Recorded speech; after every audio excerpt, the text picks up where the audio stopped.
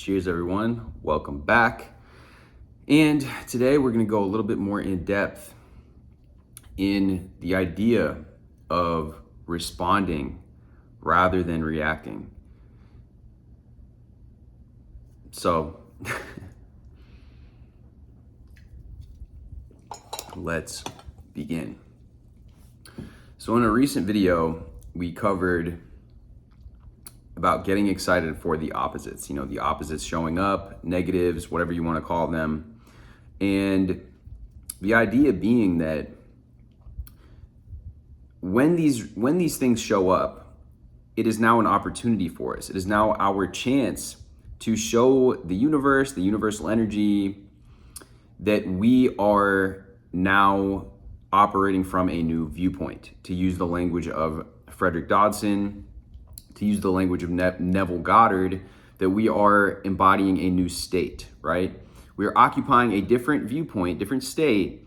And so naturally, this embodiment is going to respond in a different way. It's not going to just be reactive, emotionally reactive, because that state of reactivity stems from a victim type of consciousness that, oh, this is happening to me. That guttural, impulsive, emotional reaction, which tends to be, on that vibratory scale, it tends to be in those lower emotions. It tends to be something that is, obviously a lot of the times when we get reactive, it's this very charged emotion that kind of overtakes us. Eckhart Tolle calls this the pain body. So there's a lot of spiritual teachers that have different language that they use, but the real main idea being that you are no longer in control when you get into this reactive state. You are now essentially being led by the nose, by reality, by the forces that you have allowed to be at cause in your reality, really.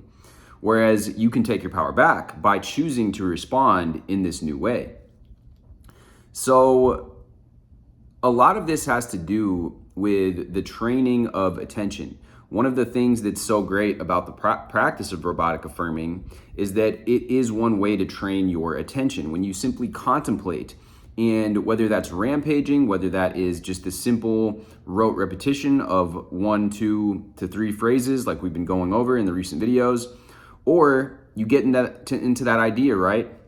And you allow, by contemplating, let's say that you are now stepping in with the affirmation that, yes, like, I am receiving more and more opportunities. I'm having more and more synchronicities being attracted to me. I'm becoming luckier and luckier.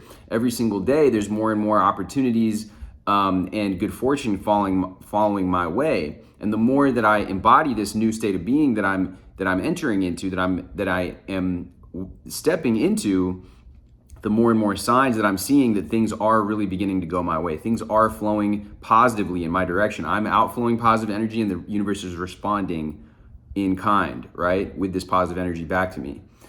So the more that you're able to train the mind, because I see a lot of people ask me, like, is it okay if we're thinking about other things while we're affirming?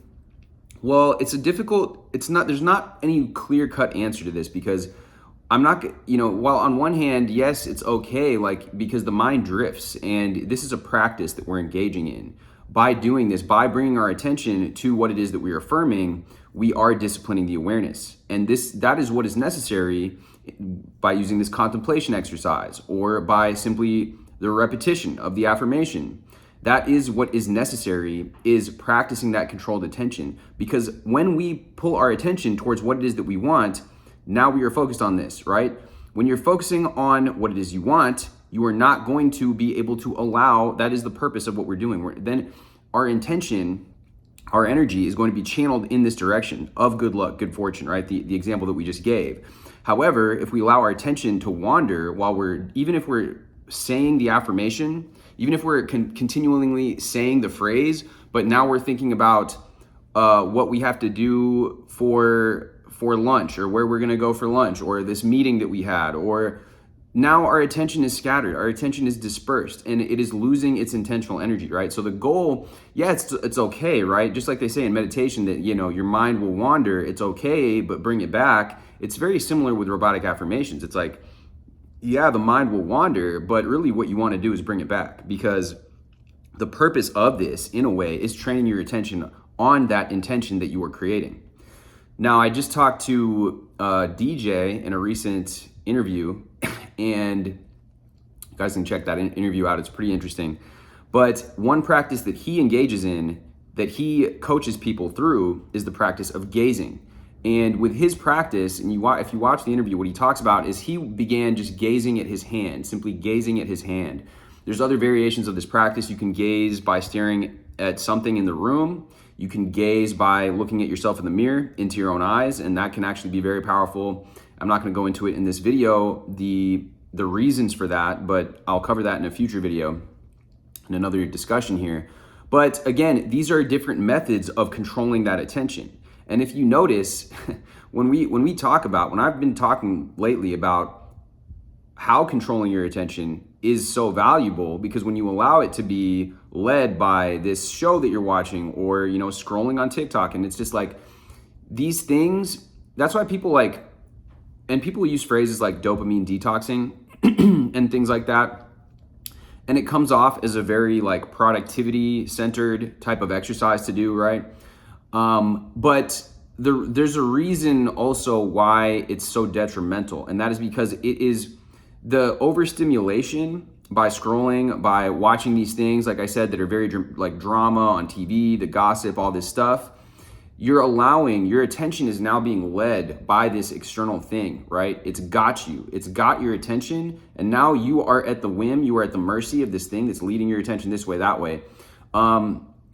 And what that's doing, because your ability to control your attention, on one thing is very much important for your ability to tune into that force, that universal force, that universal divine energy, where you're now able to allow that energy to and be a almost conduit for this, so that you are able to then attract where you're directing your energy, because your focus, your awareness, if you study this stuff, that's what your attention pretty much is what is governing what you're creating, what timeline you are gravitating towards, however you want to think about it, whatever language that resonates with you. But by developing this control of your attention, now you're developing your control over the ability to cause that change in the external.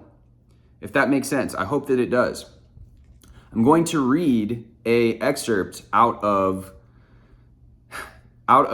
again, Parallel Universes of Self by Frederick Dodson, because this is relevant to the conversation that we're having, and again, relevant to the conversations we've been having about the ability to look and model what works, withdraw your attention from what is not serving you, and allow your attention to dwell and your awareness to be dominated by the ideas, the affirmations, the visual imagery that may accompany those affirmations, the body sense that you have that is serving you.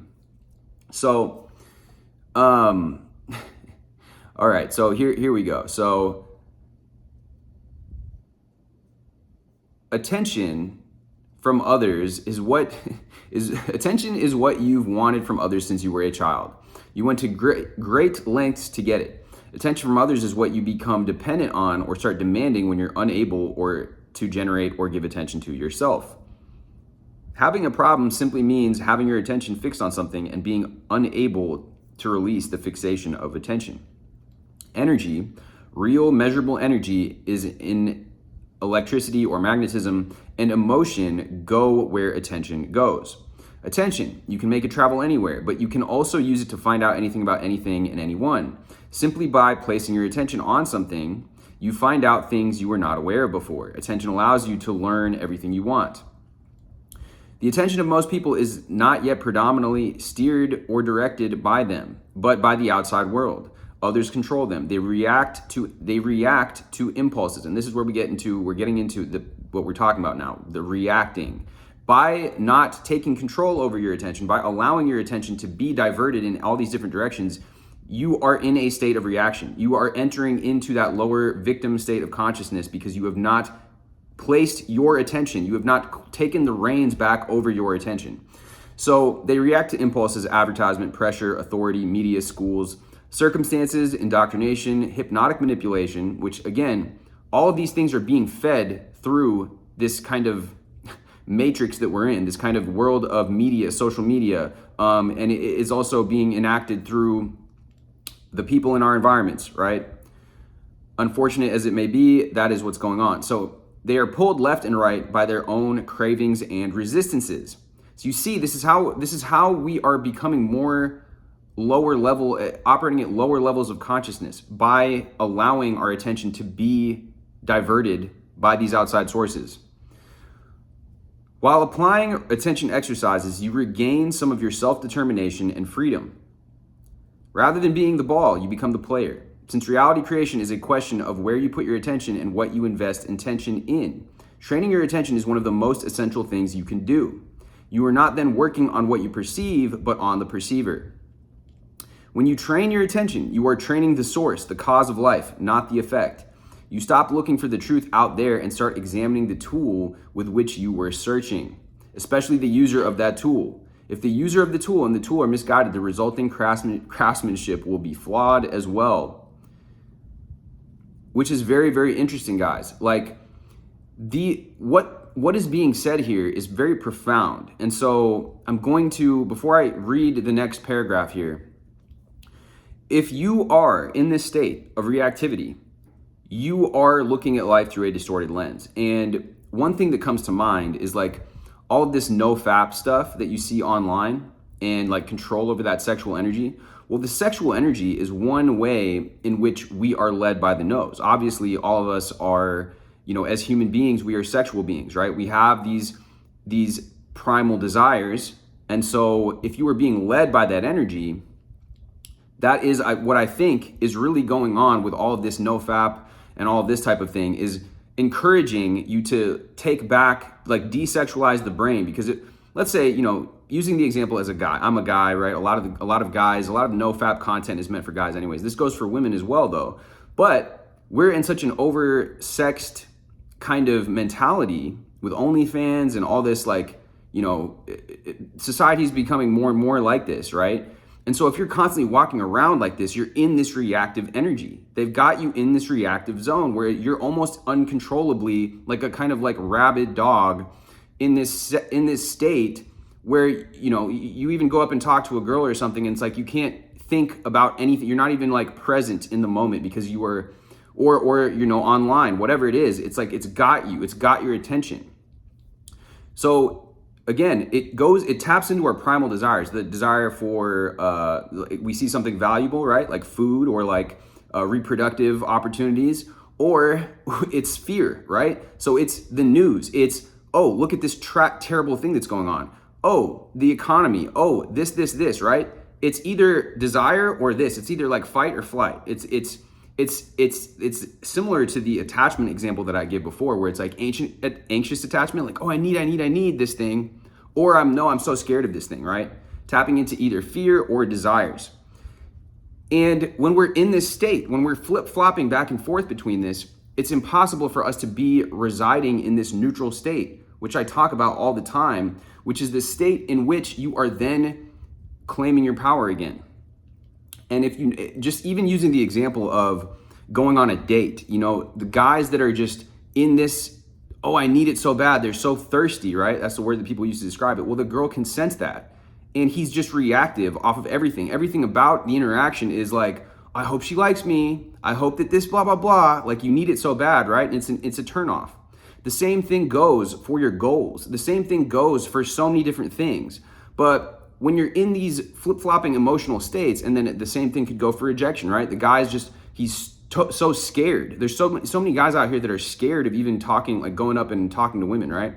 So, using this as an example, you can see how our culture, our media is leading us around using fears, using desires, right?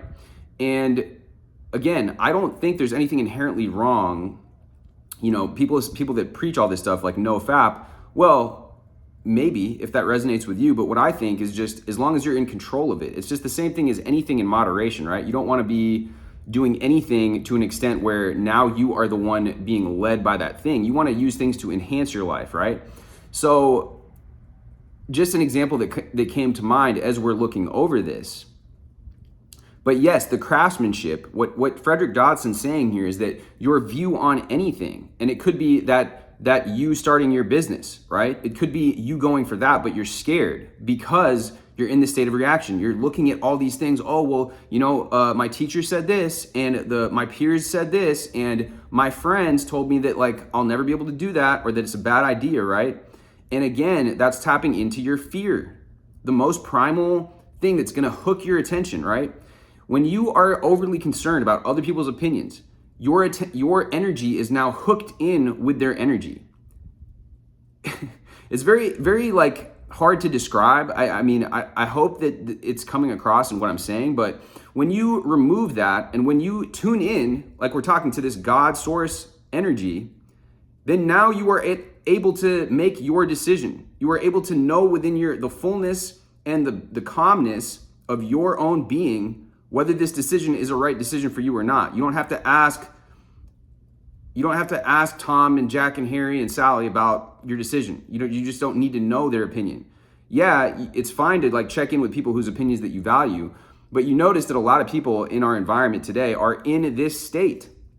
Like Frederick Dodson said, most people's attention is not controlled by them. And it's the same thing that Napoleon Hill talks about in Outwitting the Devil. Most people are drifters. And that's why I'm going to do a book review about Outwitting the Devil, because there's very, very, very solid and helpful ideas in that book. But let's continue on with this. So the most basic exercise is to simply focus your attention on something for a given time span. The longer you are able to do that, the more your willpower and self-determination grow. The willpower gained by this practice can be transferred to any other issue, thing, or subject.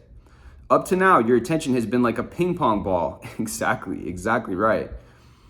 And again, fluctuating back and forth between these polarities, right? Thrown back and forth by the hysterical rat race we laughingly call society. On one hand, relaxation is required to focus attention. On the other hand, focus of attention leads to relaxation, which is again why these practices are powerful. Most meditation techniques are actually based off focusing attention on one way or another. If you strip them from their ritualism, guruism, self-importance, and dogma, again, guys, that's why I don't like about this community. There's so much freaking dogma. I digress. What actually remain are various methods to focus attention. That's the secret. Never mind all the beliefs, rules, and luggage, religions, cults, and teachings bring with them. Cut to the chase and study the nature of attention, and you have an all-in-one package. Focusing attention, no matter what, will slow the flow of thoughts, calm the restless mind, and bring your energy back where it belongs, on yourself, within yourself, resting in the here and now.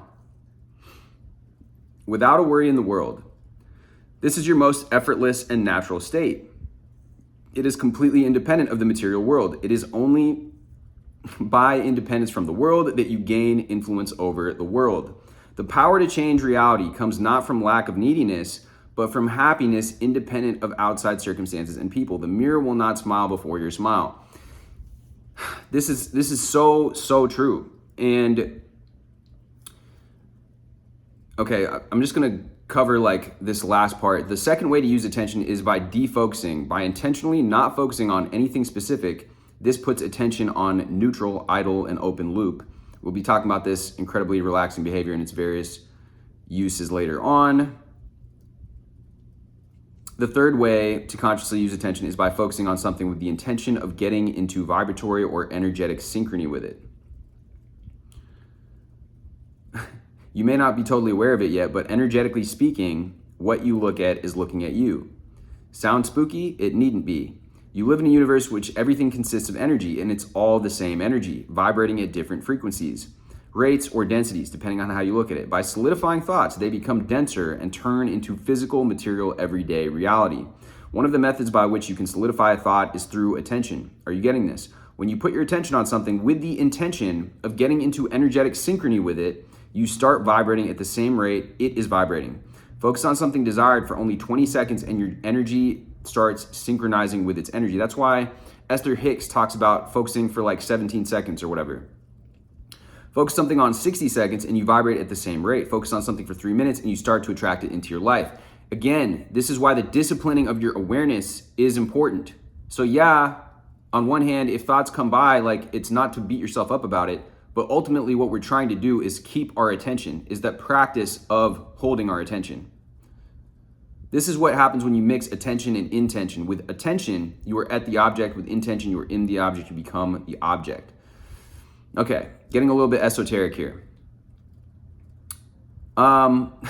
So yeah, basically, this previous paragraph here, like the mirror will not smile before you smile. This is ultimately what we're getting at, guys, because if you wait for the mirror to smile, if you wait for that person to tell you, the dating thing is a really good example for this because, again, I'm going to use an example coming from a guy's perspective because I'm a guy, right? So it's easier for me to narrate, but this could go either way, right? But if you go up to some girl and you're just waiting for their like approval or for them to smile at you or give you, like, this is what you see guys that are not good with women doing.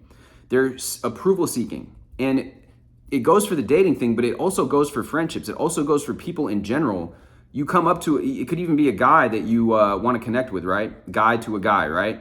And you come up with this kind of needy energy, like needing his like sort of like pat on the back. Like it's just a repellent energy. What you have to do is be coming from a place where you are giving value to the person. Whether they want like react to it positively or not is up to them. You'd prefer that, but you don't need it. You don't need their positive reaction. And this is the same thing with goals, with manifesting.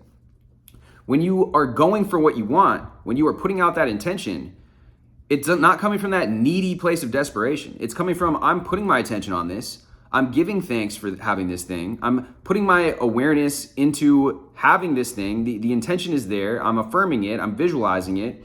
I'm telling myself that it's possible. I'm allowing myself to dwell into that state. And I know that good things are coming to me. I can get this. I can get something better. It's that detached energy. And, so there's this quote by Albert Einstein too that's like, one of the most important decisions that we make is if we are living in a hostile or a friendly universe. The person that thinks that we're in a hostile universe is going to take every single thing that's going to put them in a reactionary state. Anytime they get a rejection, anytime that something doesn't work, anytime they get some sort of negative indication from anything, anyone, that's going to snap you back into that state, right? That reactionary state, that victim type consciousness. The person that believes that the universe is fundamentally friendly, and the thing that sucks is that has been so pervasive in our society right now. So many people are stuck in this like victim mentality.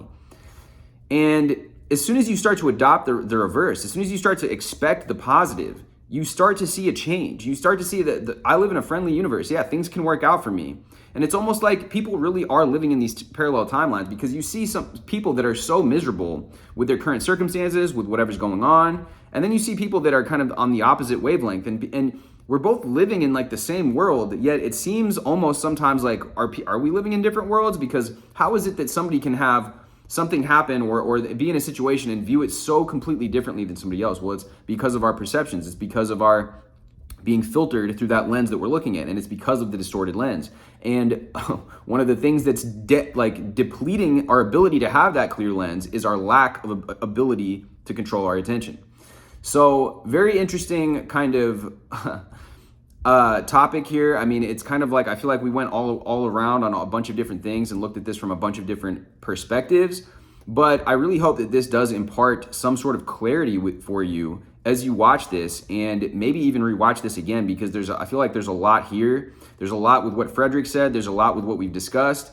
And, when you are in that state, you're essentially allowing this outside narrative, these outside conditions, this outside story that you've heard, that you've grown up with from your teachers, from your peers, from your parents, from society as a whole, that tells you, hey, this is how things are. Don't get out of line. And it's like, maybe it's not even their intention to do that. It's like they've been programmed too, right? And so it really is important taking back our attention. And part of that, yeah, like I said before, it's like withdrawing your attention from what doesn't serve you, but then being able to develop that attention, being able to intend with your attention and intention on what it is that you want. Because then like Frederick Dodson said, it's like what you seek is seeking you. If you can maintain your focus on that new positive reality that you're creating for yourself, on that new positive intention, on that new affirmation that you're doing, that new vision that you are entertaining for yourself, that is when you're really stepping into that power. And then you're embodying it, because it's coming in through your consciousness, and now it has no choice but to be, like, for you to embody it physically. I hope that makes sense, guys. I hope that it does. With that being said, I don't want this video to drag on for too long, so we're gonna wrap it up. Much love as always. Drop this video with a like. Hit me with a subscribe. Let me know in the comments what you guys think about this, any other topics that you guys are interested in me covering. I have a few different ones that I'm going to do soon, and I will see you guys in the next video.